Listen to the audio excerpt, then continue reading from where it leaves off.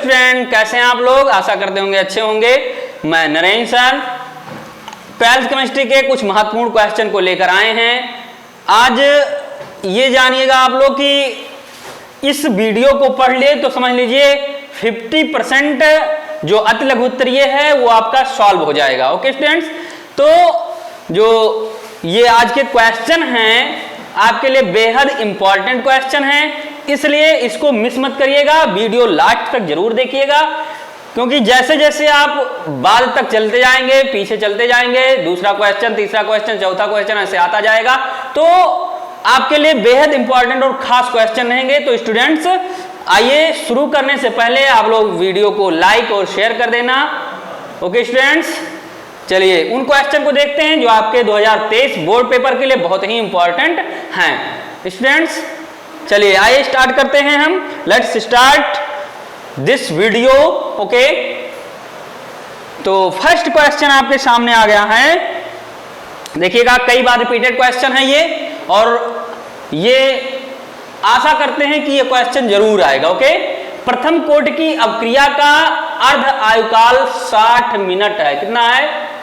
60 minute है। कितने समय में अवक्रिया का 90% भाग पूर्ण होगा? तो क्वेश्चन जो कह रहा है, सबसे पहले इसको देखना है कि अर्ध आयुकाल 60 मिनट में कितने समय में अवक्रिया का 90% भाग रह जाएगा। ऐसे क्वेश्चन को आपको देखकर ही आंसर आ जाना चाहिए।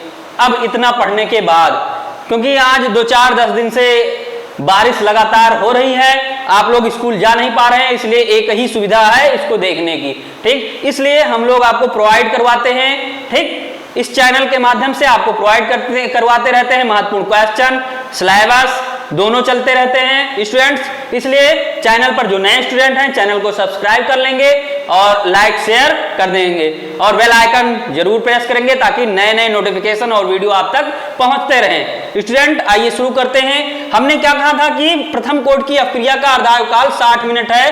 कितने समय में अवक्रिया का 90% भाग पूरा हो जाएगा? ठीक, तो ऐसे क्वेश्चन को देखते ही माइंड में आपको सेट हो जाना चाहिए कि हमें क्या करना रहेगा। ठीक, तो सबसे पहले क्या करना रहेगा? सबसे पहले हमें क्या निकालना रहेगा? ठीक, टी जरूर निकालना रहेगा। तो देखते हैं कैसे लगेगा हल में, देखिएगा। सॉल्व क्वेश्चन यहां लिख दीजिए, सॉल्व। ठीक, सॉल्व में क्या होगा? के बराबर 0.693 2/t हाफ। ठीक, क्या हो जाएगा? T half 0.693 2/t half. तो दिया गया है, क्या दिया गया? अर्धायुकाल 60 मिनट दिया गया है।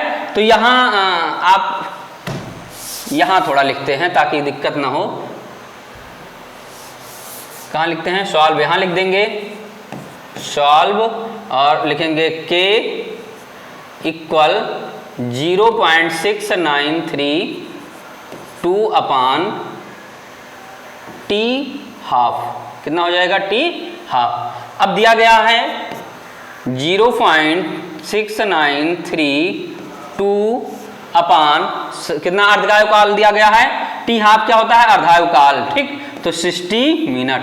यहां लिखिए टी हाफ बराबर 60 मिनट दिया है। क्या दिया है? टी हाफ बराबर 60 मिनट। क्या दिया गया है? टी हाफ बराबर 60 मिनट। ओके, यहां लिख दीजिए दिया है। ऐसे अगर सजा के कॉपी थोड़ा जो टॉपिक दिए रहते हैं उनको आप लिखना है आपको, ठीक है, ताकि एग्जामिनर देखे और तुरंत उसी पर आपको पूरा सॉल्व भी ना देखना पड़े आपके क्वेश्चन को, और तुरंत नंबर मिल जाए। हम आप लोगों के लिए केमिस्ट्री कैसे लिखी जाती है, कॉपी कैसे बनाया जाता है, कैसे लिखावट होती है, ठीक, वो सब एक वीडियो में एक दिन लेकर आएंगे और आपको समझा दिया जाएगा। ठीक है, फिलहाल अभी ये क्वेश्चन देखिएगा। टी हाफ बराबर 60 मिनट दिया गया है और के इक्वल क्या है? 0.6932/60। अब इसको क्या करेंगे? इसको आप चाहे तो क्या कर दीजिए? डिवाइड कर दीजिए, ऐसे रहने दीजिए अभी। ओके, तो के बराबर हो जाएगा, के बराबर 0.693 ओके, और क्या दिया है? प्रारंभिक जो मात्रा है प्रारंभिक मात्रा A है। t समय बाद, ठीक है, 90% भाग पूर्ण होगा, तो t समय पश्चात कितना भाग पूर्ण होता है? 90% भाग। तो 100% में से 90% को माइनस कर दीजिए, तो t समय बाद, t समय बाद बची हुई मात्रा a माइनस x बराबर क्या हो जाएगा? 100। अगर आप 100 लिख रहे हैं तो 100 माइनस 90 कर दीजिए बस, ठीक। ये माइनस एक्स के स्थान पर हम 100 माइनस 90 कर सकते हैं, या फिर आप लिख सकते हैं a माइनस एक्स इक्वल क्या लिख सकते हैं? 1 माइनस 90। 1 ये यहां लिख दीजिएगा, 1 ये या a माइनस 90 ये, ऐसे बस, इतना बहुत है, ठीक हो गया। आप चाहे ऐसे लिख दो या ऐसे लिख दो, तो आप ऐसे ही लिख दीजिए, कोई दिक्कत नहीं, हम नीचे वाला मिटा दे रहे हैं, नहीं दो में कंफ्यूजन हो जाएगी। ओके स्टूडेंट्स, चलिए आगे देखते हैं अब हम। तो ये प्रारंभिक मात्रा ये था, तो ये बराबर 100 हो जाएगा, क्योंकि 100% पूर्ण होने में, ठीक। तो ये बराबर हम 100 रख सकते हैं। अब देखिएगा यहां, चलिए क्लियर हुआ। अब हम व्यंजक सूत्र लगाते हैं। व्यंजक सूत्र देखिएगा, प्रथम कोटि अपक्रिया के लिए व्यंजक लिखते हैं, ठीक। तो क्या हो जाएगा? k equal 2.303 upon t log 10 a upon a minus x. Okay, ये हो गया इतना। तो k equal 2.303 upon t log 10, a का मान कितना दिया गया? 100 अपान 100 माइनस 90, ठीक। इतना समझ में आई बात?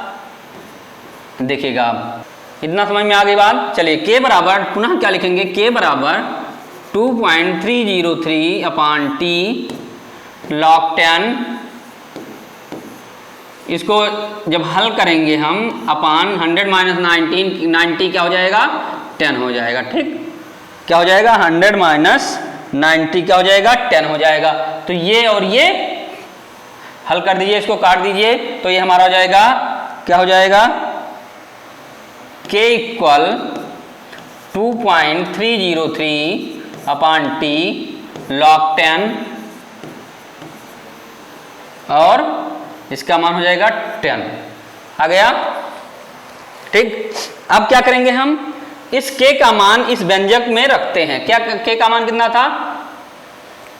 0.6932। ओके, इतना था, अपान 60 इक्वल 2.303 अपान t log, हाँ एक चीज और देख लीजिए अब, log 10 का मान जानते हैं कि हाँ, यहाँ लिख लीजिए ब्रैकेट में, या यहाँ ऊपर लिख लीजिए, ऐसे ब्रैकेट में लिख दे रहे हैं, ठीक। log 10 और 10 का मान बराबर कितना होता है? 1 के बराबर होता है, ठीक। तो अतः हम यहाँ लिख सकते हैं 1, ठीक, लिख सकते हैं 1।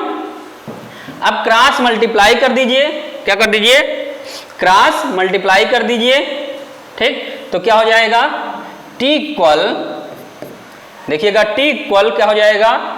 2.303 इंटू 60 अपान 0.6932, ठीक, इतना हो जाएगा। अब इसको क्या करेंगे हम? इससे मल्टीप्लाई कर देंगे, तो क्या हो जाएगा? मल्टीप्लाई करेंगे तो t बराबर क्या हो जाएगा? क्षेत्रिक 18 और 6 जीरो यहाँ 0 और 1, 6 दूनी, क्षेत्रिक 18 के 8 कैरी 1, 6 दूनी 12 और 1 13 अपान 0.6932, ठीक। 3 स्थान बाद दशमलव है, तो 1 2 3 यहाँ दशमलव लग जाएगा, ठीक। क्या हो जाएगा? यहाँ दशमलव लग जाएगा। एक बार फिर से देख लीजिए, क्षेत्रिक 18 और 6 यहाँ 0 और 1 1, क्षेत्रिक 18, ठीक, और क्षेत्रिक 6 दूनी 12 1 13 हो गया। अब जब इसको भाग करेंगे हम, ठीक, क्या करेंगे? ऊपर 3 स्थान बाद दशमलव, नीचे 2 स्थान बाद दशमलव, ठीक। तो अगर हम नीचे एक 1,000 से भाग कर दें इसको तो क्या हो जाएगा, 10 की घात -1 बच जाएगा ऊपर, या हम लिख सकते हैं इसको 10 ऊपर लिख सकते हैं। तो हम भाग करेंगे तो ये मान आ जाएगा, जानते हैं t बराबर आ जाएगा 199.39 मिनट। ठीक, कितना आ जाएगा 199.39 मिनट। कितना आ जाएगा 199.39 मिनट। नोट कर लीजिए इसको। ठीक, एक बार चेक कर लीजिए, एक बार चेक कर लीजिए। लगाने के बाद आप क्वेश्चन लगाएंगे, हल करेंगे, उसके बाद एक बार चेक करेंगे। ठीक है, अगर कहीं त्रुटि है, मिस्टेक है तो आप तुरंत पकड़ लेंगे और उसको सही कर सकते हैं, लेकिन एक बार लगा दिए, कॉपी जमा कर दिए तो नहीं हो पाएगा। ठीक, या यही अभी मान लीजिए हम लगा दिए और ऐसे ही छोड़ दिए तो मिस्टेक का मिस्टेक रह जाएगा ना, इसलिए एक बार इसको जरूर चेक करते हैं। देखिएगा t½ 60 मिनट के 0.6932 ठीक, अगर हम इसको हल करेंगे तो आएगा 0.01155। ठीक है, प्रारंभिक मात्रा ये 100 हो गया। चलिए ठीक है, log 10 -x 100 -x log 10 2.303 6932 multiply किए, इतना आ गया। ठीक, t बराबर 199t.39 मिनट। ओके, क्लियर है, लिख लीजिए, अब नोट कर लीजिए, इसको डाल दें, इसको क्लियर है। चलिए आगे चलते हैं नेक्स्ट क्वेश्चन की तरफ। पेप्टीकरण की क्रिया को एक उदाहरण द्वारा समझाइए। क्या करना है, पेप्टीकरण की क्रिया करना है कि पेप्टीकरण होता क्या, पेप्टिनाइजेशन, पेप्टीकरण। ठीक, अब पेप्टीकरण होता क्या है, जैसे स्कंदन जानते हैं, जमना, कोई चीज जमता है जो, ठीक है, तो जमने का जस्ट विपरीत क्या हो जाएगा, पेप्टीकरण हो जाता है। जैसे आप देखिएगा यहाँ क्या दिया गया है पेप्टीकरण में, क्वेश्चन 1 नंबर में जरूर रिपीट होता रहता है, इसलिए इसको ध्यान रखिएगा। ठीक, ये क्वेश्चन 1 नंबर में जरूर रिपीट होता रहता है, बार बार आते रहते हैं। क्या दिया गया देखिएगा, पेप्टीकरण की विधि स्कंदन के विपरीत होती है। इसमें ताजे बने हुए अवक्षेप को किसी वैद्युत अपघट्य के तनु विलयन के साथ हिलाने पर क्या करते हैं, इसमें ताजे बने हुए अवक्षेप को, जैसे कोई रिएक्शन करते हैं अवक्षेप नीचे बच जाता है। ठीक, तो क्या करते हैं, उस अवक्षेप को किसी वैद्युत अपघट्य के तनु विलयन के साथ हिलाने पर उसमें कोई वैद्युत अपघट्य डालते हैं, फिर हिलाते हैं, कोलाइडी विलयन प्राप्त होता है। और विलयन कैसा होता है, कोलाइडी विलयन हो जाता है। इतनी बात क्लियर है। ठीक, हिलाने पर कोलाइडी विलयन प्राप्त होता है, उसी को पेप्टीकरण क्रिया कहते हैं। क्या कहते हैं, उसी को ही पेप्टीकरण क्रिया कहते हैं। मतलब क्या होता है, ये स्कंदन के जस्ट विपरीत होता है। जब कोई अवक्षेप प्राप्त होता है तो उसमें वैद्युत अपघट्य कोई मिला देते हैं, मिलाने के बाद उसमें हिलाते हैं तो हमें क्या प्राप्त होता है, कोलाइडी विलयन प्राप्त होता है। ठीक, क्या प्राप्त होता है, कोलाइडी विलयन प्राप्त होता है, उसी को हम कहते हैं पेप्टीकरण। फॉर एग्जांपल में फेरिक हाइड्रोक्साइड के ताजे अवक्षेप में, जब फेरिक हाइड्रोक्साइड होता है उसके ताजे अवक्षेप में फेरिक क्लोराइड का विलयन मिलाते हैं तो ये फेरिक क्लोराइड जो विलयन हो जाएगा, यहां ध्यान दीजिएगा, क्या है, फेरिक क्लोराइड जो विलयन हो जाएगा यहाँ ये और ये। ठीक, ये वैद्युत अपघट्य क्या कार्य करेगा, ठीक है, फेरिक क्लोराइड का विलयन मिलाने पर लाल रंग का FeOH3 का कोलाइडी विलयन बनता है। ठीक, इस क्रिया को हम क्या कहते हैं, पेप्टीकरण कहते हैं। नोट कर लीजिए, हो गया। चलिए नेक्स्ट देखते हैं। अब हमारा नेक्स्ट जो क्वेश्चन है आपके सामने देखिएगा, नेक्स्ट क्वेश्चन देखते हैं, काशियस पर्पिल क्या है, आप इसे कैसे प्राप्त करेंगे। ठीक, तो काशियस पर्पिल देखते हैं क्या है। काशियस पर्पिल, कुछ स्टूडेंट होंगे जो काशियस पर्पिल का पहले नाम सुने होंगे, पहली बार उसको देख रहे हैं क्वेश्चन। जब ये बोर्ड पेपर के क्वेश्चन पेपर में आ जाता है तब आपको वहां पता चलता है, अरे हमने नाम ही नहीं सुना था इसका। आप वंडरफुल हो जाते हैं, आश्चर्यचकित हो जाते हैं। ठीक, तो इसलिए ऐसे क्वेश्चन को हम ढूंढ कर लाते हैं जो आप वहां क्वेश्चन को कभी देखे ना हो, कभी पाए ना हो। ठीक, चलिए देखते हैं क्या है। आरिक क्लोराइड विलयन को स्टेनस क्लोराइड विलयन द्वारा अपचयन करने पर बैगनी रंग का गोल्ड साल बनता है। क्या बनता है, बैगनी रंग का गोल्ड साल बनता है, जिसे हम काशियस पर्पिल कहते हैं। आइए इसका रिएक्शन देखते हैं। आरिक chloride AuCl3 plus SnCl2 gives, ये हो जाएगा Au, ठीक, प्लस SnCl4। ठीक, ये होता है। Au plus SnCl4। ये हो गया बैगनी रंग का गोल्ड सालबंता। अब इसको संतुलित करना है, संतुलित कर लीजिए। ठीक, तो यहाँ 4 है, वहां 2 ही है, तो यहाँ 2Au कर लीजिए। ठीक, तो 2Au यहां करना पड़ेगा। अब हो गया 2 तिहाई 6 और 2 8, तो यहाँ 4 ही हैं। ठीक, तो यहाँ 2 कर लीजिए। ठीक, अब क्या हो जाएगा, यहां 3 कर लीजिए। ठीक, और यहां 3 SN हो गया, तो यहां भी 3 SN करना पड़ेगा। क्या करना पड़ेगा, 3 SN करना पड़ेगा। ठीक, ये देखिएगा अब सही होगा रिएक्शन, ये संतुलित हो गया। देखिएगा 2AuCl3 plus 3SnCl2 gives 2Au plus 3SnCl4। 3 चौक 12 और 3 दूनी 6 और 2 तिहाई 6, 6 6 12। अब ये संतुलित रिएक्शन है आपके सामने। ठीक, और ये हमारा क्या बन जाता है, ये बैगनी रंग का गोल्ड साल बनता है। ठीक, मेन रिएक्शन जो है आपका यही है। अब आगे आप चाहिए तो एक रिएक्शन और लिख सकते हैं, SnCl4। ठीक, SnCl4 प्लस H2O मिलाते हैं जब हम, तो क्या बन जाता है ये SnO2। ठीक, क्या बन जाएगा, SnO2 प्लस HCl, क्या बन जाएगा HCl। तो वहां 4 Cl 4 है, तो यहाँ 4 कर लीजिए, और यहाँ 2 है तो 2 कर लीजिए। ये ठीक, क्लियर हो गया, SN स्टेनस डाइऑक्साइड। क्लियर है, नोट कर लीजिए रिएक्शन को। नेक्स्ट क्वेश्चन, प्रश्न संख्या 4। प्रश्न संख्या 4, नदी तथा समुद्र के मिलन बिंदु पर डेल्टा बनने का क्या कारण है। अब नदी तथा समुद्र पर डेल्टा बनने का क्या कारण है कि नदी तथा समुद्र के मिलन पर होगा। हाँ, मिलन पर, जब नदी और समुद्र जहां मिलते हैं आपस में, तो वहां डेल्टा बन जाता है। डेल्टा का मतलब वहां लाए हुए अवसाद मिट्टी के कण, धूल मिट्टी के कण। ठीक, और समुद्र में जो समुद्र का पानी कैसा होता है, खारा होता है, आप जानते ही हैं। और नदी के द्वारा जो अवसाद लाए जाते हैं, मिट्टी के कण, धूल के कण, या कुछ अलग तरीके का मटेरियल, कंकड़ पत्थर लाते हैं, तो उस क्या होता है, जब लगातार वो मिलते रहते हैं, तो जो समुद्र है, समुद्र का पानी खारा होता है, किसके कारण, NaCl के कारण। तो NaCl और धूल मिट्टी के कारण आपस में मिलते चले जाते हैं, इकट्ठा होते चले जाते हैं, और रिएक्शन करके वो डेल्टा का निर्माण कर देते हैं। ओके, चलिए देखते हैं आपके साइंटिफिक दृष्टि से क्या है, क्या दिया गया है।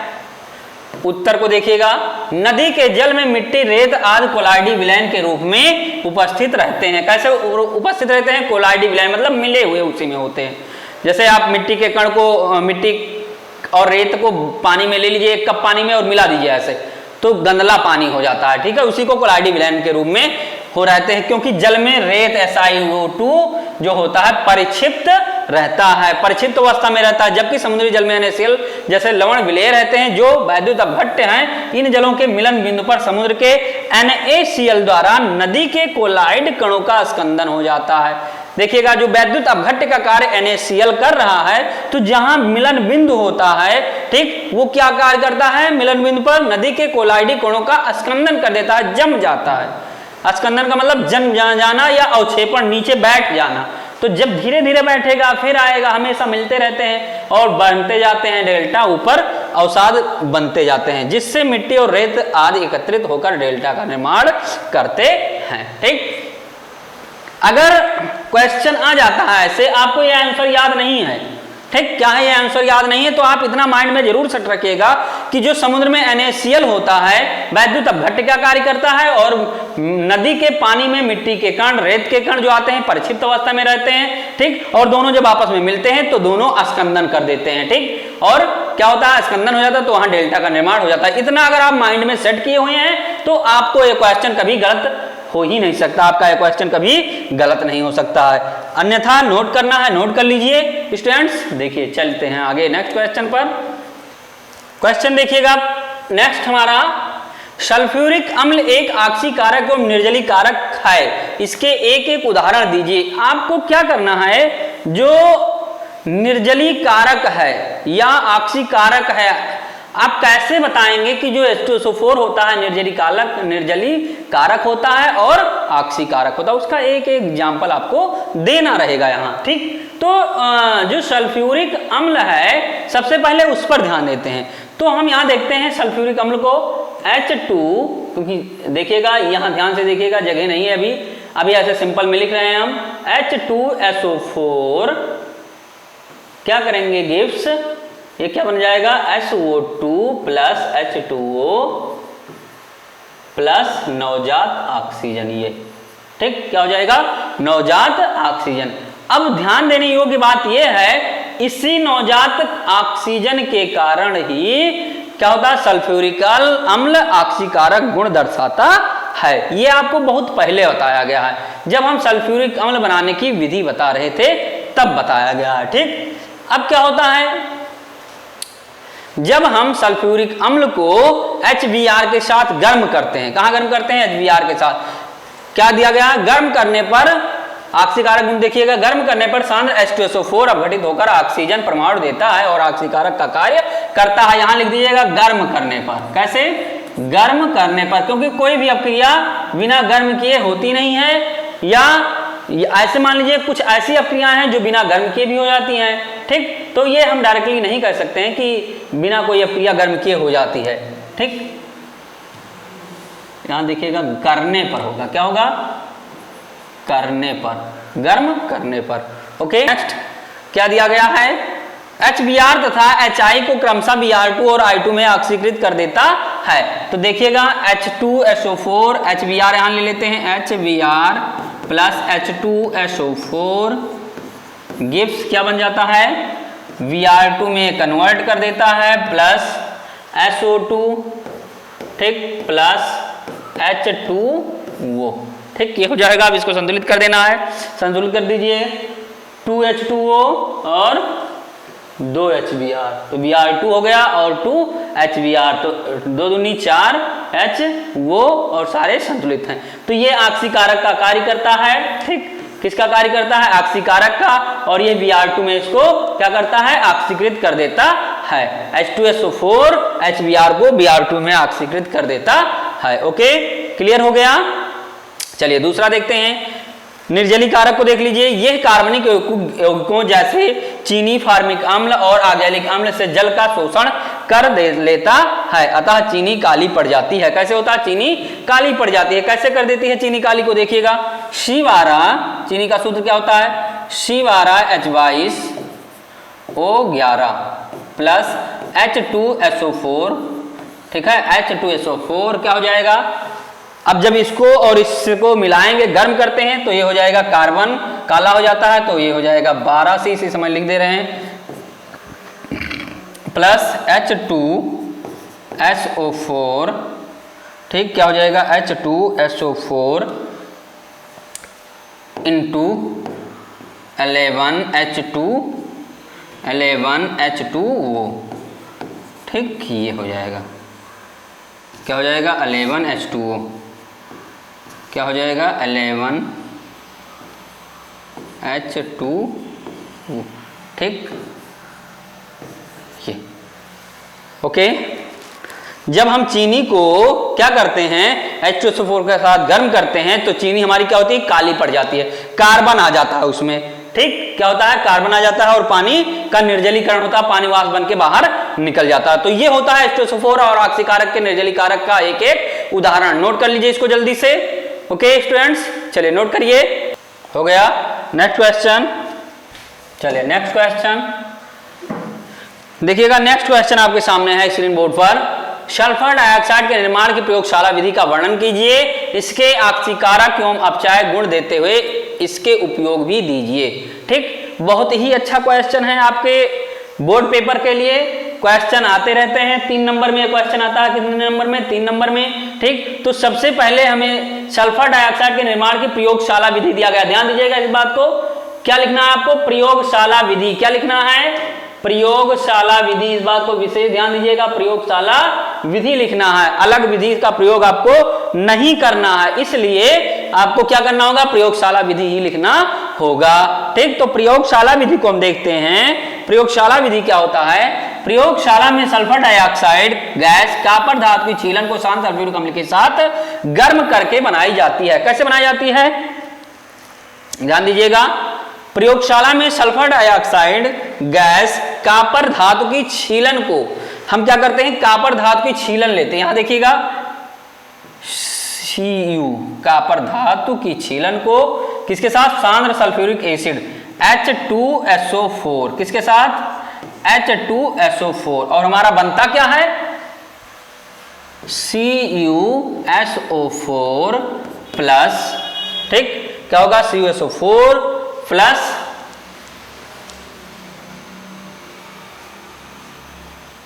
SO2, ठीक, क्या हो जाएगा SO2, क्या बनेगा SO2 सल्फर डाइऑक्साइड, ठीक, सल्फर डाइऑक्साइड बन गया हमारा। अब क्या बचेगा प्लस H2O, क्या बचेगा H2O। अब इसी को हमें संतुलित कर देना है, ठीक, तो CuSO4 हो जाएगा, तो यहां हो जाएगा 2H2, ये नहीं होगा, यहां देखिएगा, और ये हो जाएगा CuSO4, तो 2H2O प्लस 2H2SO4 CuSO4, ठीक, प्लस SO2 प्लस 2H2O, इसको कर देंगे बस, ये 2H2O कर देंगे। अब 2 दूनी 4H, 2 दूनी 4H और 2 चौके 8 ऑक्सीजन यहां हो गए, और 4 और 2 6 और 2 8 ऑक्सीजन हो गए। यस कितने हैं, 2 यस यहां है और 2 यस यहां है, 1 और 1 2 यस हो गए, ठीक। Cu यहां 1 है, Cu यहां 1 है, क्लियर है। ये रिएक्शन प्रयोगशाला में क्या करते हैं हम, ये जब हम कॉपर की छीलन को, जब हम प्रयोगशाला में कॉपर की छीलन को H2SO4 के साथ गर्म करते हैं, यहां लिख दीजिए गर्म करने पर, क्या लिख देंगे, गर्म करने पर, ओके। जब हम कॉपर की छीलन को H2SO4 के साथ गर्म करते हैं तो हमारा क्या बनता है, CuSO4 और SO2 गैस बाहर निकलती है, सल्फर डाइऑक्साइड गैस निकलती है। यहां लिख दीजिए सल्फर डाइऑक्साइड, क्या लिखेंगे, sulphur dioxide, sulphur dioxide, okay students, sulphur dioxide, ये सल्फर डाइऑक्साइड, ठीक, इसको नोट कर लीजिए इस रिएक्शन को। चलिए क्लियर है, ये रिएक्शन नोट हो गया। चलिए आगे देखते हैं, क्या देखते हैं हम, ऑक्सीकारक गुण को देखते हैं। क्या देखते हैं, ऑक्सीकारक गुण। क्या दिया गया है, सल्फर डाइऑक्साइड अनेक क्रियाओं में ऑक्सीकारक का कार्य करता है। जैसे फॉर एग्जांपल में हम लेते हैं, यही लिख दे रहे हैं, पन्ना अगर मतलब पेज को पलटेंगे तो आपको कंफ्यूजन होगा, इसलिए क्या कर दे रहे हैं, यही लिख दे रहे हैं। तो सल्फर डाइऑक्साइड अनेक क्रियाओं में, तो H2S plus SO2, okay, gives क्या हो जाएगा, ये हो जाएगा S प्लस H2O, ओके, क्या हो जाएगा S प्लस H2O। तो यहां कर दीजिए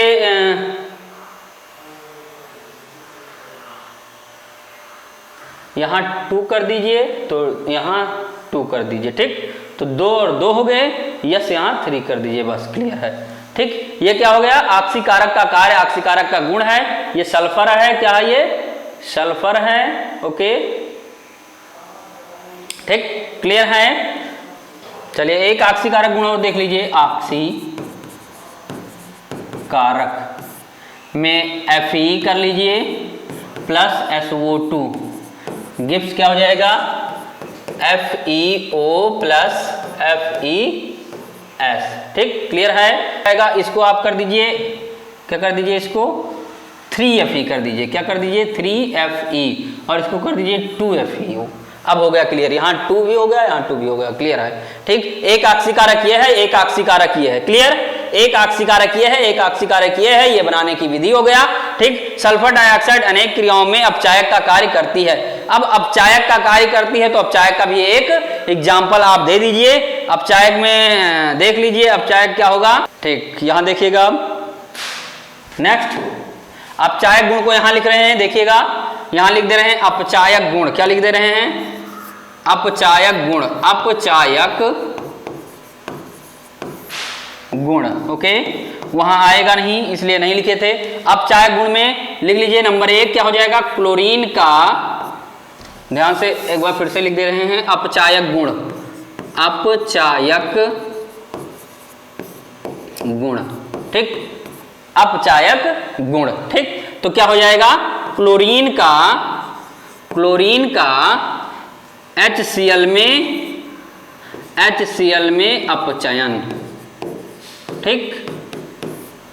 तो क्या हो जाएगा, Cl2 plus H2O plus SO2। Okay, क्या बन जाएगा, H2SO4 plus H2SO4 plus HCl, किसमें, HCl में अपचयन। अब इसको क्या करेंगे, आपको नोट करना है कि सभी संतुलित हैं या नहीं। तो Cl2 है तो सबसे पहले इसको 2 करना पड़ेगा, तो 2H और 2 4H हो गए, तो यहां भी 2 करना पड़ेगा, ठीक। 4H तो 2 और 2 4 वो, तो 4 वो यहां हो गया और 2 2 4H यहां हो गया, Cl2 है।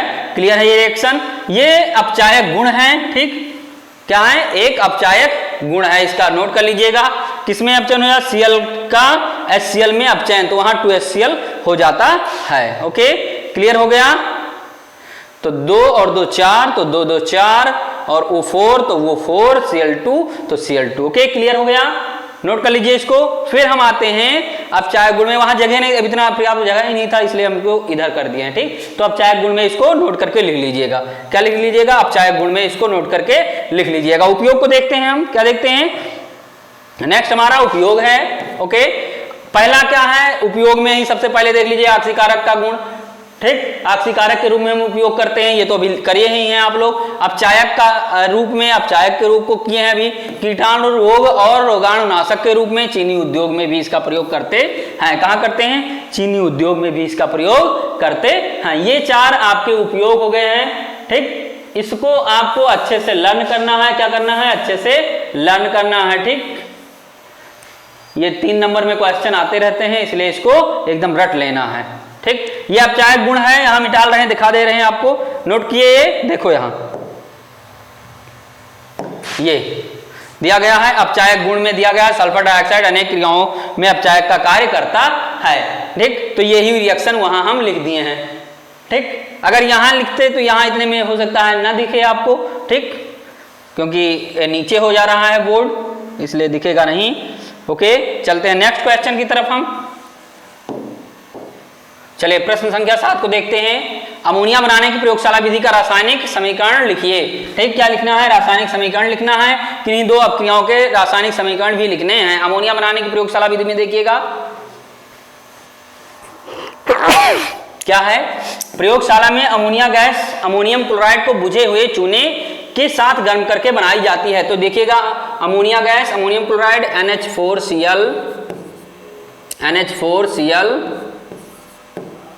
NH4Cl प्लस बुझा हुआ चूना CaOH का whole twice,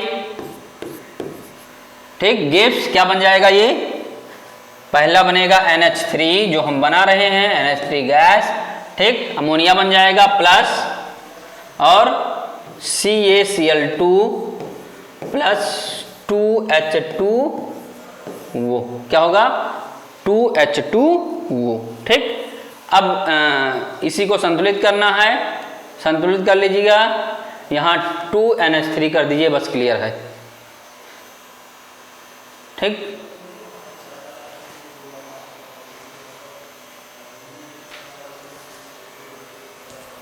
to NH3 2H2O clear है, यहाँ 2 कर लीजिए, ठीक। तो 2N और 2 चौके 8, 2 10 और 2 दूनी 4, 2 तिहाई 6, 10, ठीक। क्लियर हो गया, 2 तिहाई 6, 2 दूनी 4, 4 6 10 और 2N। चलिए अब क्लियर है, और नहीं होगा तो आप लोग कर लीजिएगा, ओके, क्योंकि समय वेस्ट नहीं करेंगे हम।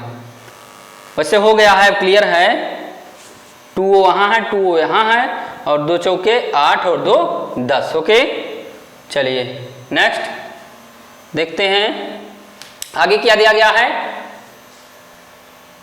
निम्न अवक्रिया केवल रासायनिक समीकरण दीजिए। क्या करना है, किन्हीं दो अवक्रियाओं को रासायनिक समीकरण लिखना है। तो NH3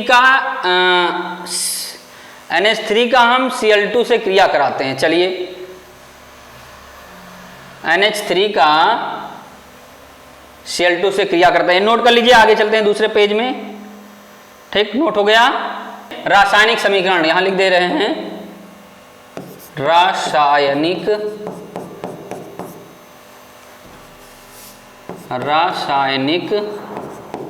समीकरण। ठीक, रासायनिक समीकरण को लिखते हैं। क्या लिखते हैं, रासायनिक समीकरण। चलिए पहला हम लिखते हैं रिएक्शन। क्या लिखेंगे,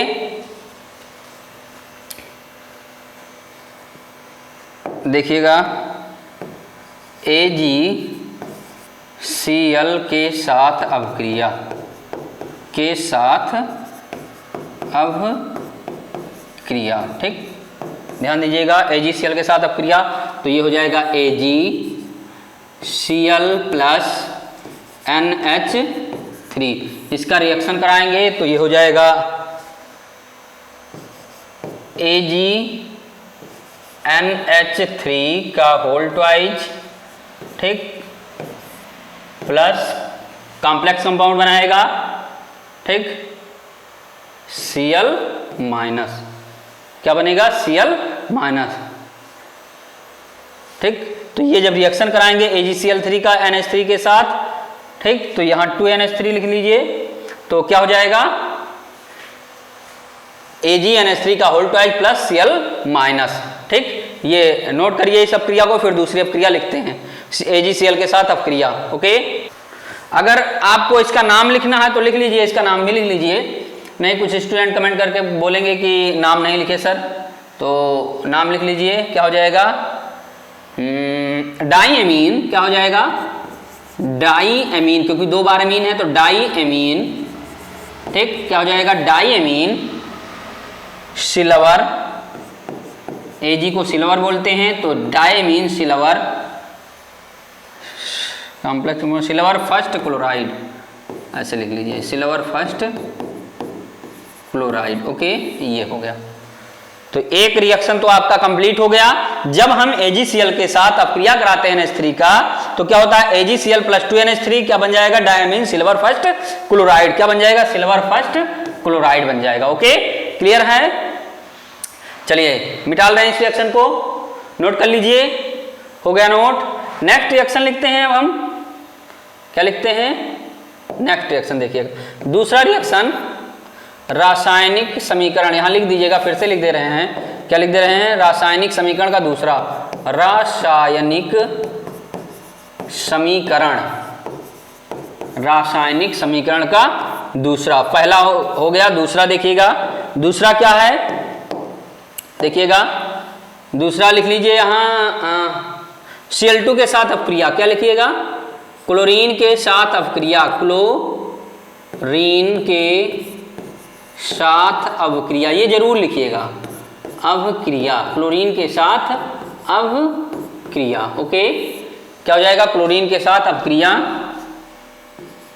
ये। ठीक, तो क्या हो जाएगा, क्लोरीन के साथ अपक्रिया कराएंगे तो हम Cl2 प्लस NH3, ठीक, गिव्स, रिएक्शन कराएंगे तो क्या बन जाएगा, यहां 2 कर लीजिए, तो हो जाएगा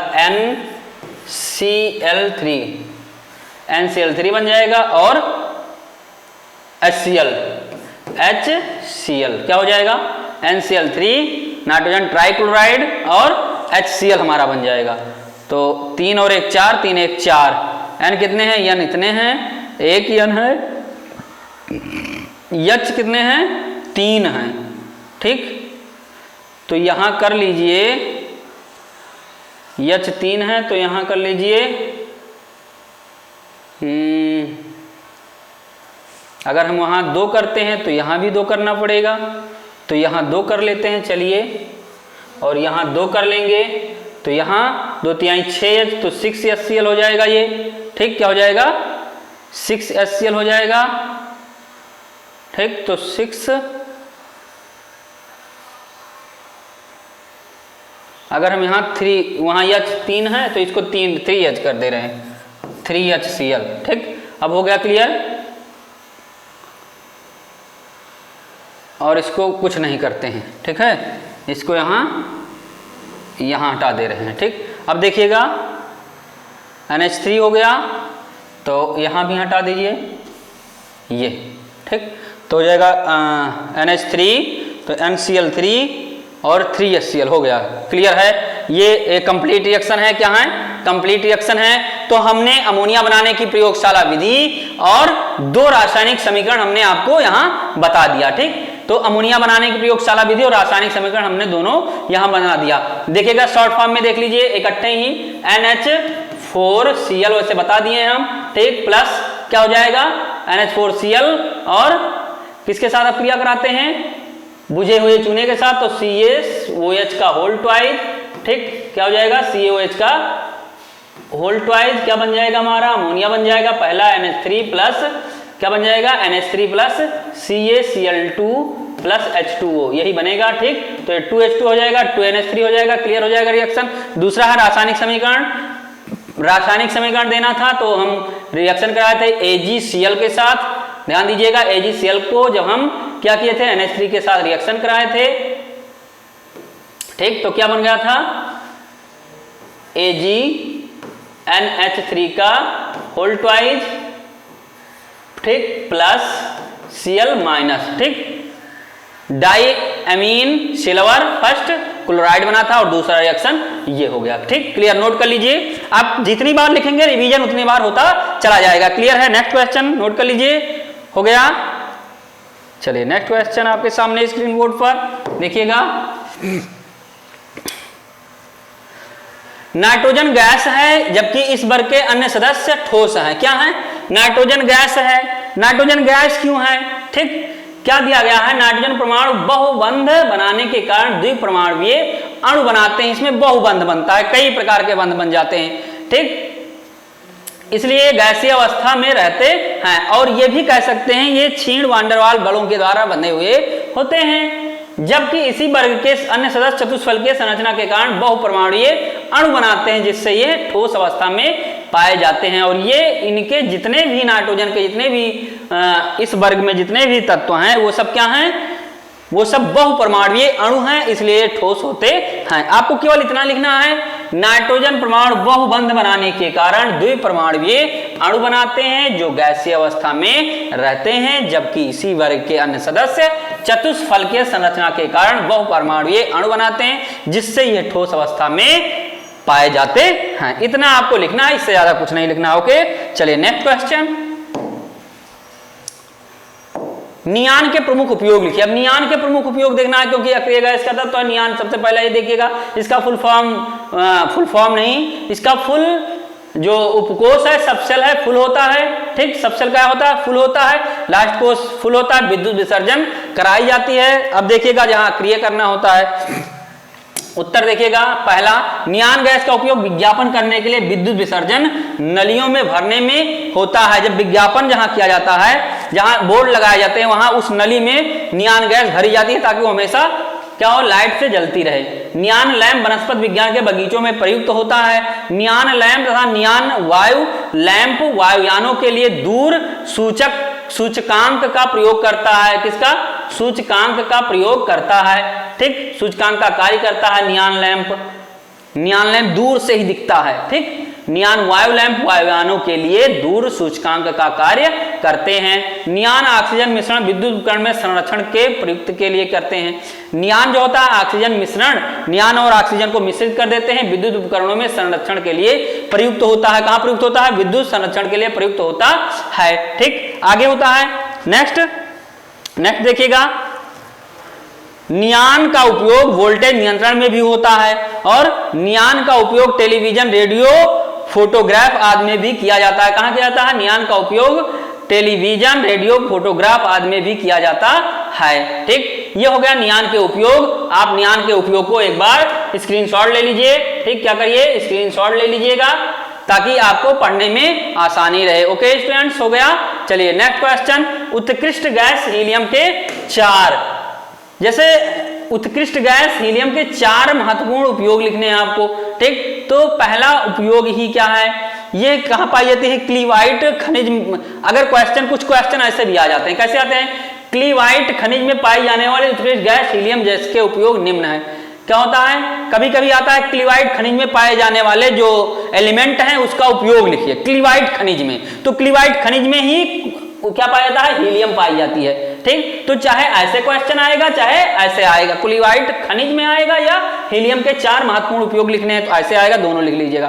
पहला क्या है, भोज्य पदार्थों के संरक्षण में प्रयुक्त की जाती है, मतलब कोई खाने का मटेरियल है तो उसके संरक्षण में, उसके कंजर्वेशन के, उसके बचाव के लिए ये प्रयोग किया जाता है। इसमें जीवाणु विकसित नहीं हो सकते हैं। दूसरा, हीलियम थर्मामीटर कम ताप पर कार्य में प्रयुक्त होता है। थर्मामीटर ये था रहेगा, ठीक। क्या है, ये था रहेगा क्योंकि ये एक एरर टाइपिंग है, इसको हम एरर टाइपिंग ही बोलेंगे क्योंकि जो इसको करते हैं मानवीय भूल हो सकता है। मनुष्य है तो मनुष्य, जाहिर सी बात है मनुष्य से भूल होती रहती है, ओके। हीलियम थर्मामीटर कम ताप पर कार्य में प्रयुक्त होता है। कम श्यानता के कारण इसका उपयोग कुतुब नुमा में होता है। क्या होता है, कंपासेस, ठीक है, कंपासेस में किया जाता है। कंपास का मतलब जो एक घड़ी होती है कंपासेस, उसमें प्रयोग करते हैं, ठीक। तो कम श्यानता के कारण इसका उपयोग कुतुब नुमा में होता है। हीलियम ऑक्सीजन मिश्रण दमा तथा अन्य श्वास की बीमारियों में प्रयुक्त होता है। क्या होता है, हीलियम ऑक्सीजन मिश्रण को 80 और 20% में प्रयोग करते हैं। तो जो श्वास की बीमारी होती है जिनके पास, या दमा की बीमारी होती है, ठीक, उनमें प्रयुक्त होता है। या कोरोना काल में जब ऑक्सीजन की कमी थी तो इसका प्रयोग वहां किया गया था। या ऊंचाई पर चढ़ने के लिए, ठीक है, हीलियम ऊंचाई पर चढ़ने पर जो ऑक्सीजन पीछे हम क्या करते हैं, बांध कर रखते हैं, उसमें भी कुछ % हीलियम गैस होती है। या फिर जब गोताखोर लोग गोता लगाते हैं उसमें भी हीलियम गैस होती है, ठीक। यहां प्रयोग इतना उपयोग है इसका, हीलियम का इतना उपयोग किया जाता है। तो स्टूडेंट्स, चलिए स्टूडेंट्स, आज का ये सेशन यही खत्म होता है। आप लोग आशा करते हैं अच्छे से पढ़ेंगे, अच्छे से समझ में आया होगा। जो चीजें आपको क्लियर नहीं होंगी आप कमेंट सेक्शन में कमेंट कर सकते हैं कि सर ये समझ में नहीं आया है।